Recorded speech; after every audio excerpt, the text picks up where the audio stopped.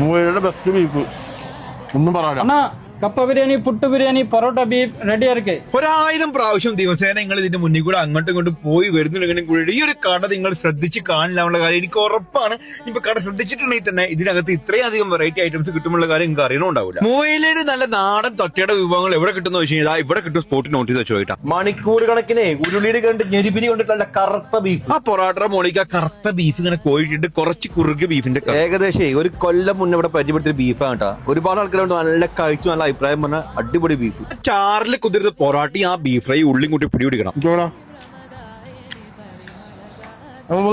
Video ഇട്ടപ്പോ തനി നാടൻ തട്ടിയുടെ വിഭവങ്ങളായിട്ടുള്ള കപ്പ ബിരിയാണി, പുട്ട് ബിരിയാണി, ചിക്കൻ 65, ബീഫ് റോസ്റ്റ് ഒക്കെ പോക്കറ്റ് കീറാണ്ട് നല്ല റീസണബിൾ പ്രൈസ് കൊണ്ട് കഴിക്കട്ടോ. നല്ല ചൂട് ചൂട് പുട്ട് ബിരിയാണി.